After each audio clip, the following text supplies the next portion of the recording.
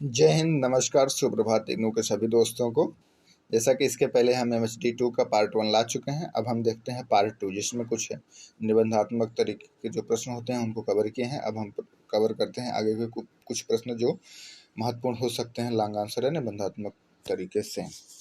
तो इसमें हम देखते हैं सुमित्रानंद पंत। अगर सुमित्रानंद पंत की काव्यगत विशेषताएं पूछी जाती है, सुमित्रानंद पंत एक प्रकृति प्रेमी के रूप में पूछा जाता है, या सुमित्रानंद पंत का मूल्यांकन पूछा जाता है, तो उस सभी प्रश्नों में हम इस उत्तर को जो है लिख सकते हैं।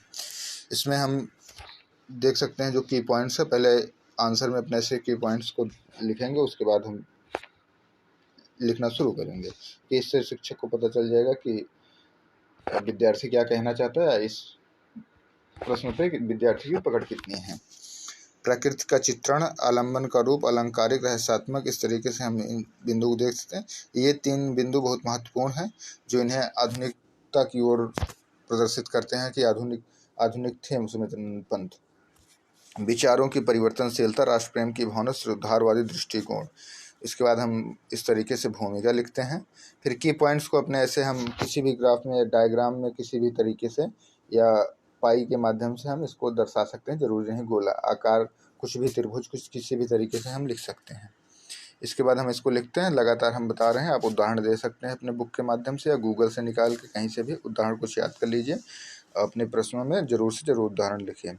उसके बाद नागार्जुन राष्ट्र कवि के रूप में नागार्जुन का मूल्यांकन कीजिए। नागार्जुन के काव्यगत चेतना पर प्रकाश डालिए। जैसे प्रश्नों पर हम इस उत्तर को लिख सकते हैं। तो हमको सबसे पहले लिखना है नागार्जुन के बारे में। तो नागार्जुन जन चेतना के मूल प्रतिपाद्य थे, मतलब जनता को जागरूक करने के लिए कुछ अपने, जैसे ये हम देख सकते हैं, बीड़ी पिएंगे, आम चूसेंगे, या कि मलेंगे देह में साबुन, सुगंधित टिकिया, या हम उम्र की छिकरी टुकली न देंगे।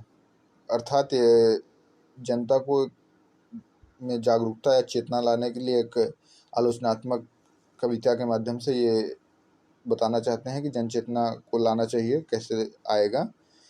एक काव्य के नायक थे, सर्वहारा वर्ग पे जो है चोट करते थे, दलितोत्थान के लिए हमेशा काम किए हैं। तो इनका जो है दलितोत्थान के रूप में भी प्रश्न पूछ सकता है, हो सकता है। तो इसमें इस तरीके से हम अपना वो डाल कर उदाहरण डाल के उसको अच्छा से लिख सकते हैं। पूंजीपतियों के प्रति घृणा करते थे।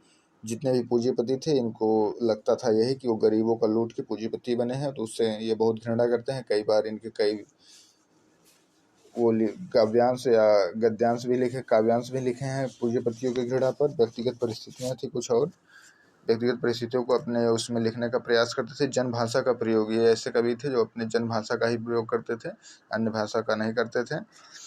जन क्रांति के लिए अभिष्ट रहते थे। स्त्री स्वतंत्रता की पुकार करने का, स्त्री स्वतंत्रता की पुकार में हमेशा जो है काम करते थे। तो आज हम देख लिए हैं जो है निबंधात्मक या लॉन्ग आंसर जो बच्चे हैं MHD2 के। उसके बाद आइए हम आज जानने का प्रयास करते हैं कि हमें कौन कौन से काव्यांश महत्वपूर्ण हो सकते हैं इस परीक्षा में।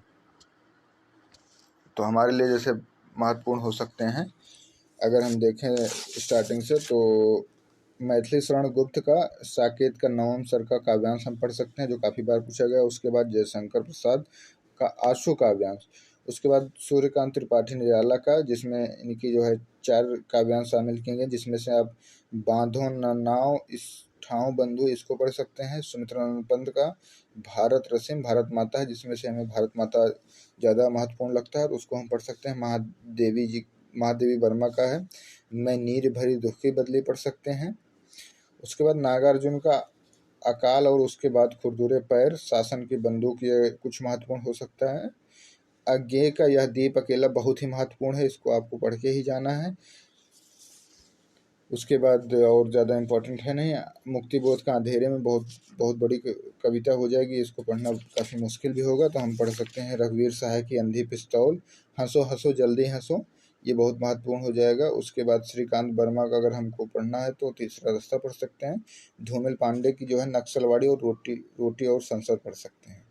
ये दोनों बहुत महत्वपूर्ण है। तो ऐसा हम लगभग 8 से 10 कविताओं को, काव्यांशों को पढ़ के अपनी परीक्षा में बेहतर से बेहतर कर सकते हैं।